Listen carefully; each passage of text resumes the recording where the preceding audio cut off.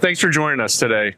Really appreciate it. Neil, I know you're very busy at ConExpo, and you got a lot of people asking for your time. So we appreciate you coming and enjoying some time on the sofa. At the very least, we hope to give your feet a break because we know there's a lot of walking here. If you wouldn't mind, maybe quickly introduce yourself. Yeah, I'm Neil Shah. I'm president and CEO of Construction Financial Management Association. We are the organization for CFOs, controllers, and accounting professionals that work in construction. So 11,000 members strong across 90 some odd chapters all over the U.S. Fantastic. Thanks. Will? Hey guys, I'm Will Hipp. I'm product analyst here at Tenna. Come from a background in construction, background in finance.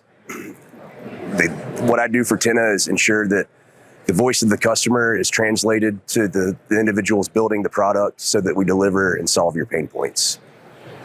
Thanks. Will joined us, and we're happy because he works for Tenna as helping build technology for construction. But prior to that, he was in construction. Prior to that, he was in accounting, CPA. Right. So you've got all the angles looking at this. There's a lot of fun combinations that can be done. This can be a very short conversation today, but I wanted to start off by asking, Neil, you have conversations every week with tons of construction CFOs, hearing their problems, and CFOs, they have to tie so many things together. The CFO role, as they want to be strategic, they want to get out of the book so they can be strategic for the company. And tech is one of the enablers, but there's a lot of complexity at these construction companies. What are, coming out of ConExpo and looking at the next couple years of maybe potentially how CFMA is going to continue to help the CFO and the CFO's office and accounting office? What are some of the trends you're excited about coming out of ConExpo looking at the next couple of years? There's a lot there to unpack, Russ. That's a big question. But I have to be careful about what I say about accountants now that I know that you're an accountant. So, yeah, I used to be an accountant. You're a recovering accountant. That's right, yes, sir. But now you're an evangelist for Tenna. Yeah. I have to tell you that ConExpo is like nothing I've ever seen in the construction industry. I mean, I'm proud of what we do to build community, locally as well as across CFMA. But this event has been fantastic. Everything from aggregates to equipment to contractors to tech companies all coming together in one place. And then for us, just getting the word out about what a CFO does for a construction firm, the impact that they have on their firm and the industry is greater than just the debits and credits or the financial reporting, right? I think in one of our conversations, I talked about getting them to look through the windshield as opposed to the rearview mirror, right? So financial reporting, the books are really about looking backwards, but increasingly our members, the ones that are helping drive their firms, are looking at risk management and mitigation practices. They're looking at talent development and talent acquisition. They're looking at investments in equipment. They're looking at investments in other firms. They're really helping drive the strategy of that construction firm by looking forward through the windshield. And our role as CFMA is to make sure that we give them the opportunity to network, learn from each other, as well as obtain best practices to enable them to do that better.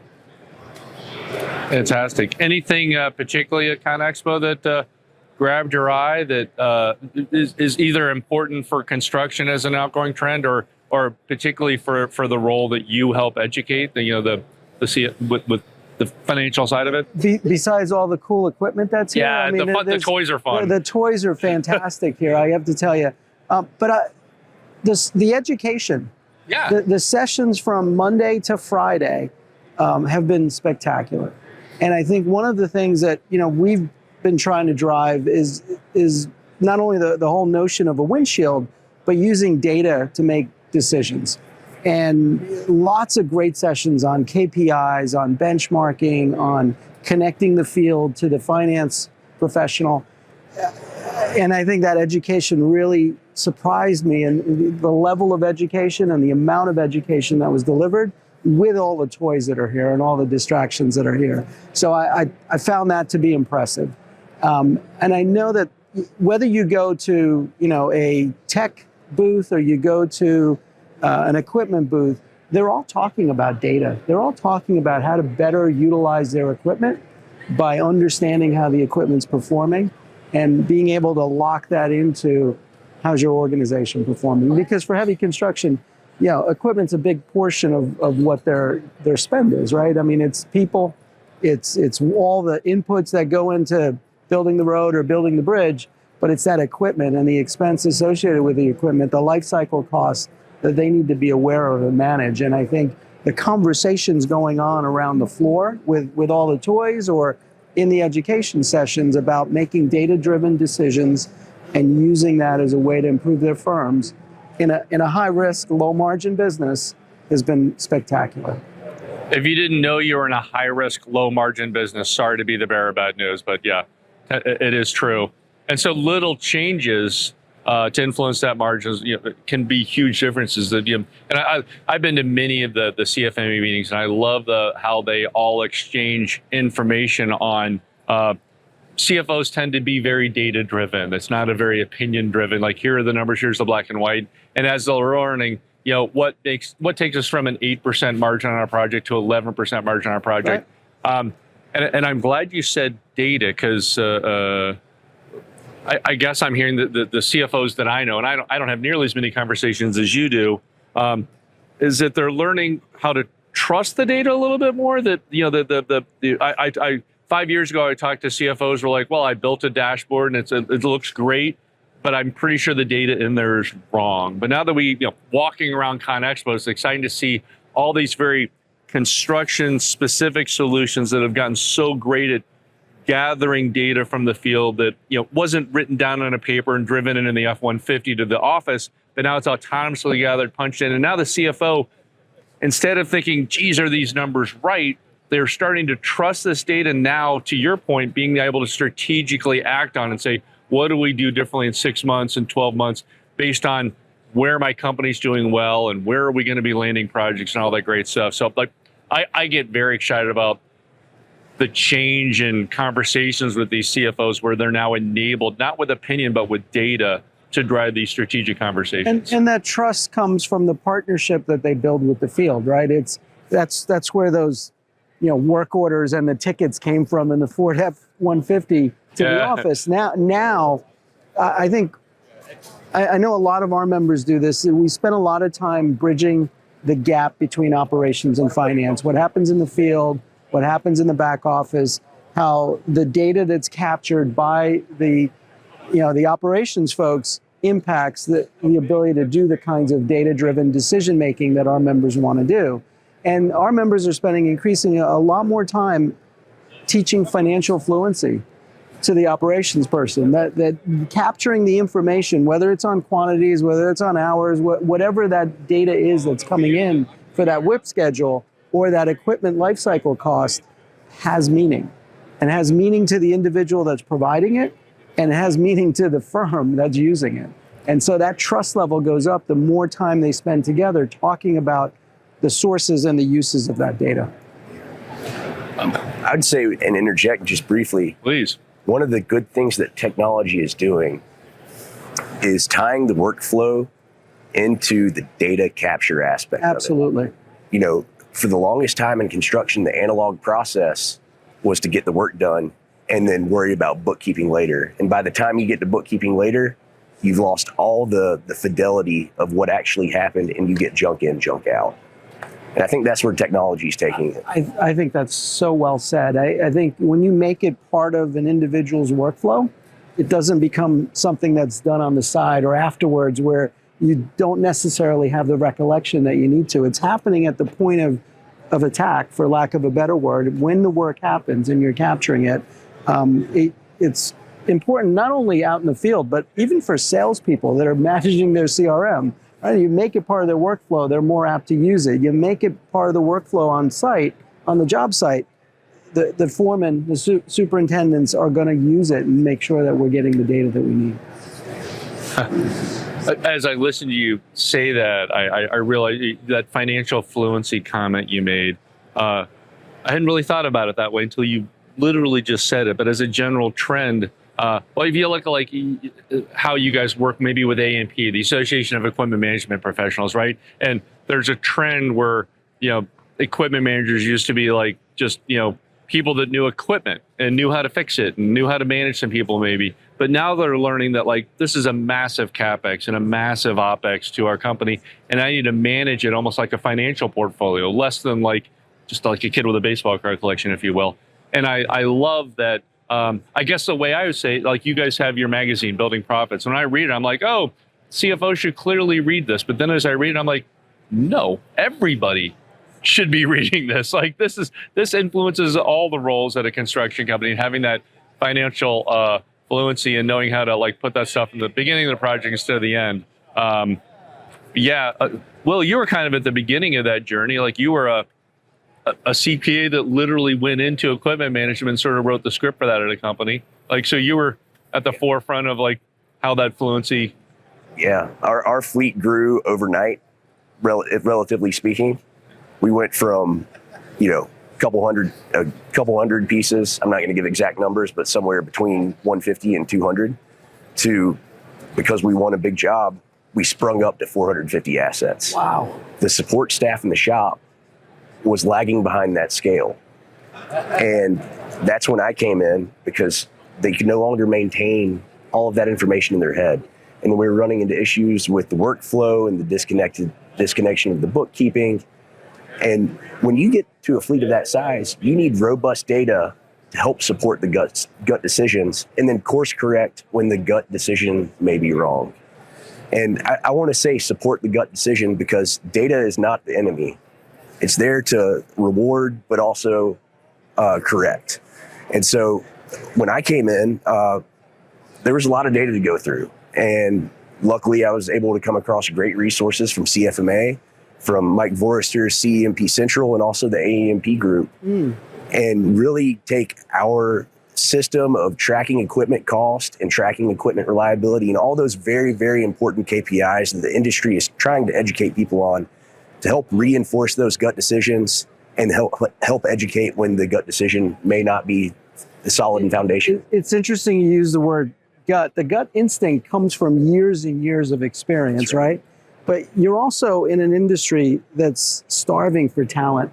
So you've got to bring that next generation in as the gut instinct retires, right? And there's not that luxury today. That luxury isn't there. So using data to accelerate your ability to have that intuition is critically important. Yes. And I think we're seeing a lot of that now, where gut tells you X because I've had 30 years of getting to this point, but I might have somebody that doesn't have that level of experience, and they're going to need to make those decisions that were traditionally made elsewhere. And that's where I was at when I came in. I was that new guy to construction that couldn't tell you the difference between a scraper and a skid steer. But luckily, as I was learning, I had great mentors at the company that I was at. And, I had the financial fluency, but I did not have the operational fluency. Yep. And so bringing in those talented people from adjacent industries or maybe completely disconnected industries, it's really important to have that data, but also that mentorship. You got to get ahead and start planning your succession and replacement planning for those key operational roles in your organization. And, if you don't have an org chart built out yet, that's one of the most important things that any organization can have, because that gives you an understanding of who does what, and then how you may need to plan for growth or changes in operational structure. Interesting. It's funny, I had a similar experience as a fleet manager, but not for equipment, but it was for aircraft, because I began my life as an aerospace engineer, and I went out and I was based at an airline, Pan Am, that's no longer around. And it was when they started putting engineers out there as opposed to mechanics. And the mechanics had 30 years of gut instinct on what an engine should look like when it came into the shop. I couldn't tell the front end to the back end of a turbine blade, So it was, but that's kind of where I was able to apply some of the fleet management techniques that you learn about life cycle costs as an engineer, with the intuition that those mechanics had at 30 years out in the field. And I think a lot of what we're trying to do with the education at CFMA, partnerships like the ones we want with Tenna and others, is to really converge on that, right? And bring that to the forefront as new entrants come into this industry. Yeah.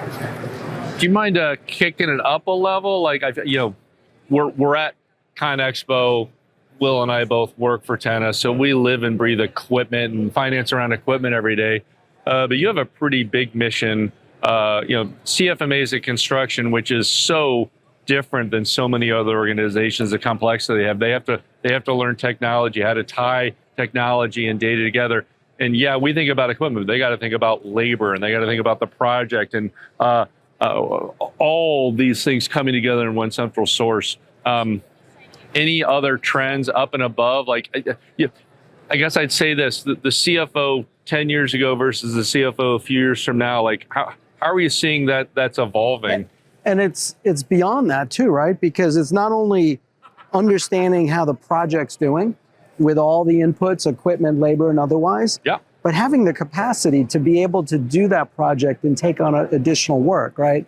They say contractors don't run out of work, they run out of cash. So not being able to manage that cash, not being able to have the working capital with their banking relationship or the bonding capacity through their surety doesn't allow them to grow at the rate that they need to be able to grow. So increasingly, what the CFO is doing is essentially assembling all of that capacity and understanding all of the inputs and being able to make sense out of how have we done these projects, trusting the data and having that link back to the field, creating financial fluency with their partners in the firm, but then also looking at ways of how they're going to help the firm grow.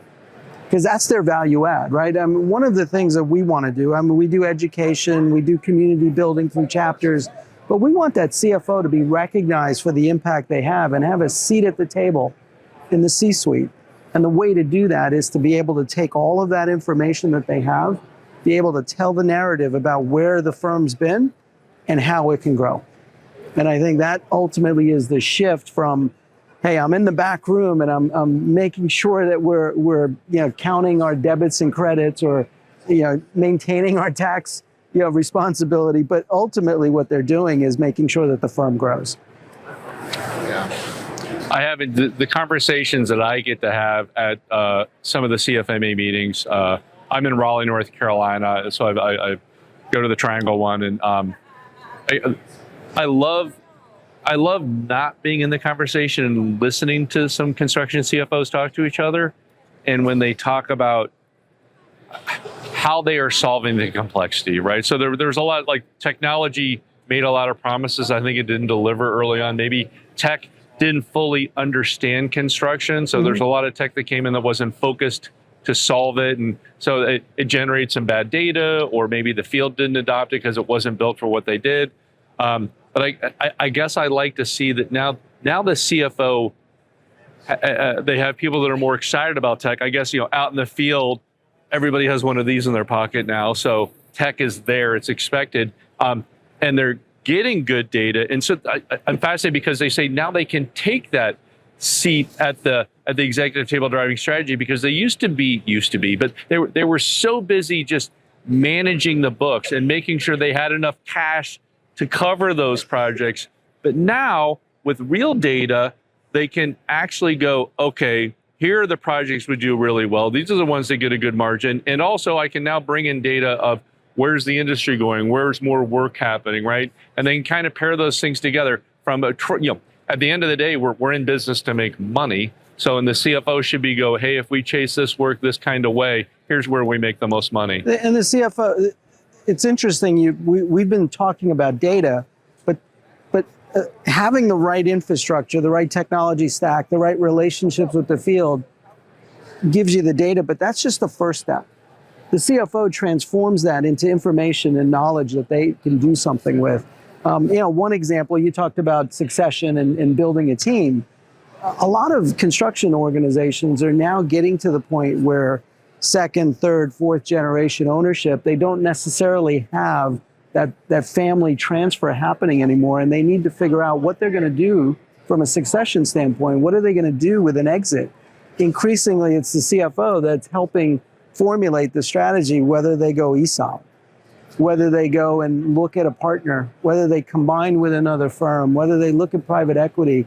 All of those things come from the information and knowledge that started with the data and being out of the business of just mining the data day in and day out, but actually transforming that into the knowledge that allows the firm to thrive, whether it's on an operating basis as a going concern or it's about an exit for that fourth generation owner, it really allows them to really take that next step. Yeah, and not to turn this into a CFMA commercial, but those exact Please do. Those exact conversations are happening. I'm going to say earlier and better now as a trend that we saw. You mentioned private equity, you mentioned ESOP, which are growing in popularity. There's a company in Raleigh Cardinal that actually IPO'd, so public funding. I don't know if that's a trend yet. One a trend? I don't know, but most of them start too late, that conversation. The CFO without the good data, it's hard for them to jump in and say, when do we start this process? What's our best strategy for the next steps? And now with the data and being able to go to a trusted network of people solving really close to the same problems at CFMA, I get to hear them have these conversations about even simple things like, when did you start thinking about the leadership transition and how did you start and what were the main pillars you move forward with? And they're fascinating things. So they're kind of like, it's just fun that we're all in this pace of change where, I guess I'd say this, the focus matters. Like they come to CFMA instead of other accounting places because construction's weird. It's very specific It's to construction. very specific, yeah. And what I got to remember, what was your phrase that they don't run out of projects, they run out of cash? Yeah, that's so good. Contractors don't run out of projects; they run out of cash. Yeah, and you talked about the networking aspect of what CFMA offers. Clearly we've got those members that work at a construction firm, and those members that provide what I'll call as the enabling infrastructure, the tech company, the bank, the surety, the CPA firm. Right. But it's that intermingling and finding your partners within that community is what enables them to actually bring new ideas back to their organizations, as well as talk to peers, as you suggested, Russ, about how did you go through this experience? What did you do differently? Do you have a third-party trustee for your ESOP, or are you serving as a trustee? What do you do when individuals are retiring? And so all of those pieces, I think, come from learning from your peers.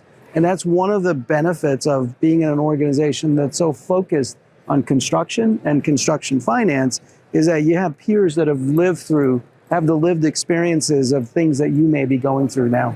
And I want to interject on that point. The National CFMA convention breaks down that protective regional, I don't want to share my secrets and lose my competitive advantage. When you come to a national event, CFMA, you don't have to worry about that regionality aspect. You can find somebody that operates in a separate part of the country, and you can share and you can cross-pollinate ideas and support each other and make invaluable connections that set you up for success. And that's one of the things that is really heartening from my perspective, is that our members who may be competitors in North Carolina, right, or maybe competitors on jobs, are willing to open up to each other when they get together and say, let me learn from you, or let me help you work through a problem. The annual conference, which by the way will be May 30th to June 3rd, I can do a shameless plug here, I hope. Yes. You can also cut it. Aaron wouldn't do that. But it'll be in Phoenix this year. It is our flagship event. Mm-hmm. It is where the community comes together at the CFMA level, and that sharing that happens locally with competitors is happening on a global basis. So it's one of the things that really gets the juices going when people are together like that and having those conversations about how to improve not only their firms or their job prospects, but it's about improving the construction industry. And that's why I love coming to places like ConExpo, because you get a lot of that. Yeah, this is another one of those safe places. Yeah. Yeah.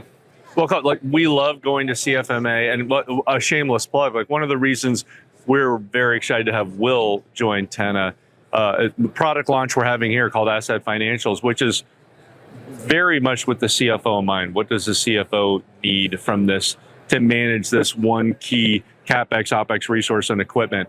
And so going to CFMA and having those conversations, and frankly, like somebody like Will showing up there, not only to educate about Tenna or talk to the CFMA audience, but he does a lot of information gathering. What do you need this to be? What do you know, this journey we have to go to the CFO of like, what do you need from this so you can strategically add value to your job? And I love listening to those conversations. Sometimes I need a nap afterwards. But then I'd also say you guys do one other thing that I love, because getting minds together and sharing the problems and how we solve them. You guys also do CFMC, that joint conference you put on with AGC. And I love that one because it's like actually bringing some different people together to have those conversations. And I've always kind of really enjoyed that one. And that's always in Las Vegas, and we've done it for 30 years with the 30 AGC. years? Next year we celebrate 30 years of doing the Construction Financial Management Conference, and it's a great experience working with another partner organization like that. And the same way that we've worked with AEMP on the heavy equipment comparator, we've been trying to work with organizations to kind of drive and advance the industry. And AGC has been a great partner with CFMC. So I've been to 7 CFMCs, which is something I used to brag about, but I'm a newbie actually. Yeah, I mean, Wow. That's incredible. And we've had 40 some odd. CFMA has been around for 45 years. We celebrate our 50th anniversary in 2031. I've met people that have gone to every single CFMA annual conference, which in and of itself is a feat. So any trends you want to share? Like if you think about how the CFO is interoperating both like with the field, with the equipment manager, something, how the equipment manager and the CFO talk to each other, something Will and I think about every day. Mm-hmm. But if you think about how the CFO has to operate with everybody, do you see any trends happening in terms of like how the CFO needs to evolve over the next couple of years to serve their company better? The blocking and tackling, the technical skills, that's one aspect of what they do. The body of knowledge for the expanding role, whether it's including risk and HR and IT in addition to the financial stuff, but it's increasingly about leadership and communications, right? I talked about building that bridge. I talked about educating, their colleagues on financial fluency. You need to be in a position where you can have that conversation, you can communicate effectively, as well as lead them through the change that they're going to see. And you don't have to have a direct reporting relationship to lead them. You want to lead them because you're on the same team and you're trying to bring that team to the next level. And I think those are skills increasingly that we're seeing that many financial professionals want and need in order to take that seat at the C-suite. The technology aspects, Moore's Law has gone out the window, right? I mean, it's accelerated faster than anything that we would ever imagine. The advent of new technologies, the advent of AI, the advent of improved workflows because of AI are things that they need to start to really understand and embrace so that they can be competitive in the marketplace. Because the other adage is that AI may not replace their jobs, but their jobs may be replaced by people that use AI, right? So ultimately, being able to embrace that and being able to incorporate that into the work that they do is going to be increasingly important. You covered several great ones there, Neil. I think about when I first started, when I was back with FMI. I know you know the guys from FMI, and I'd go and talk to CFOs mostly about their tech journey. But I would go to, if you remember, like PlanGrid before they were bought by Autodesk. Like I remember sitting with a big CFO, and he goes, "Oh yeah, I remember writing a check for PlanGrid. What is that?"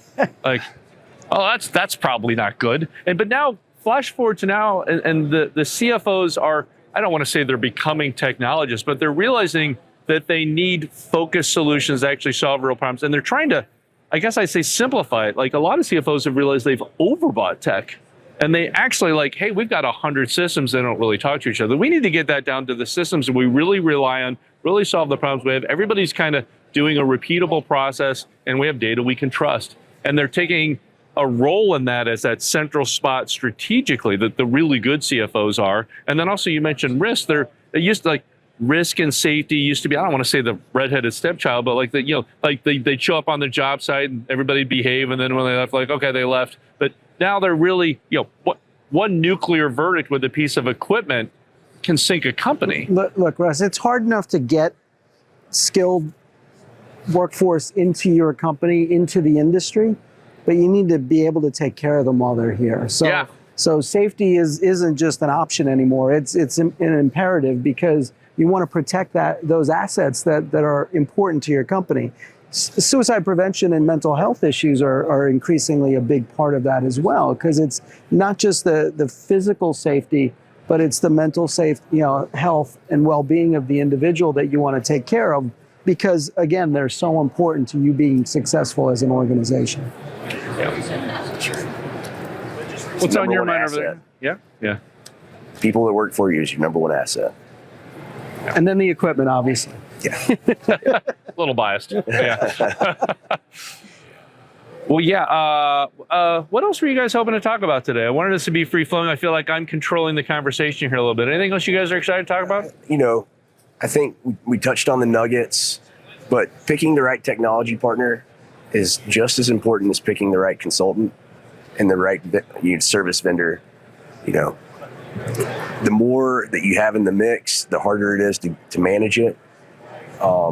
Picking one partner, and I emphasize partner, that is vested in your success, values your feedback, is something that should always be considered when going after technology or a consultant or a service provider.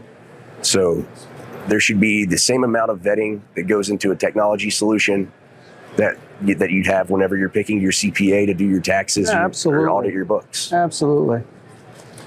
Interesting you say that. The trend I'm seeing a little bit, particularly from the CFO, is you some years back, you might hear a CFO go, well, as soon as I get my new ERP implemented, then I can get back to work kind of talk. Don't get me wrong, changing ERPs is a pretty heavy lift. I don't mean to be underselling it, but now we're hearing the conversation more like change is not a one-time thing, that as a CFO, I am guiding my company strategically through change that is a path, not a destination. And so these CFOs are, yes, you got to look at what somebody has on the truck today, but really, as a CFO, I need to pick somebody that I can work with that's on a shared mission with me over time. They go to CFMA because they know it's caring about what they think about over time. Maybe they work with Tenna. Whoever they work with is someone that's not just with them today on this deal, but also we are headed in the same direction. We're going to accept feedback from each other, and we're going to partner on this stuff. And I like that. The CFOs are like, my job isn't just getting change done once, kind of a role. Well, it's continuous improvement, right? Continuous improvement. No ERP on its own solves every workflow issue that you have. So increasingly, as you said before, Russ, that CFOs are selecting different pieces in their technology stack. The pendulum might have swung in maybe the other direction too much, but you want to get the right balance and then have those solutions that really help you solve the problem that you have, that you're trying to solve. The ERP can be the one version of the truth, where all of your data kind of migrates to and you're doing your reporting and your analytics off of, but you might have this software to do X. But with the pace of change, there might be new features in that software, or there might be other competitors that have those features that you're going to need to change out and manage that stack. And that's not hey, I'm going to get done with this transformation, this technology evolution, and everything's going to be fine. The world continues to change. And as the world changes, you need to be on top of what those opportunities are to optimize that tech stack that you have. To expand on continuous improvement, the work expands to fill the time that's allotted for it. Also, once you solve a problem, theory of constraints, you eliminated that bottleneck, guess what happens? Got another one. The next bottleneck pops up. Yeah. So, that's the true need behind continuous improvement, because as you grow and solve problems and become more efficient and more optimized, there's always more room for improvement for something that was blinded by that previous bottleneck. Right. So having a solution that listens to your pain points is very important. A partner that makes change to the service or the feature that you purchased, because guess what? If you found a new bottleneck, it's only a matter of time before 5 other people find that same bottleneck, And you have to stay on top of that pain point. Otherwise, somebody's going to come in and eat your lunch. Yeah. As a solution provider, you need to understand what those bottlenecks are and where they are and how you're going to help solve that, because somebody else will if you don't. And you touched on it early in our conversation. You have all these players coming in from outside of construction where they desperately want to solve the problems, but they don't have the foundation to understand it. And so picking a partner that speaks your language and is able to translate that to solve your business problem is something very valuable. That sums up Tenna and CFMA to a T, right? Because we're so focused on that. Yeah, that's right. Yeah. You're making, it's great stuff. You're like, every good step you take leads to the next good step you could take a little bit. And that's actually reminded me of the other side of that same coin. A shared friend of ours, Jay Snyder, he said this probably 8 years ago. He's like, in construction, sometimes, particularly the CFO's office, he would see that they would let perfect be the enemy of getting better. And that they used to wait a little, like, I'm not going to make a move until something perfect comes along, but they're learning to get on this journey. Like, just find a good step you can take. If you can make things a little bit better today and then a little bit better tomorrow, and then you can just keep continuing improvements, because perfect never shows up. There aren't perfect people. There's not perfect tech, not perfect companies. And that's difficult for a profession that's used to ticking and tying their debits and credits. That has to balance. Yes. It has to be perfect. Yeah, exactly. Now, that's what you've grown up with. And you've got to now, as you're becoming a leader in the industry, you've got to take that out of your mix and say, okay, I'm going to accept something that's 80%, because 80% is going to get me to next.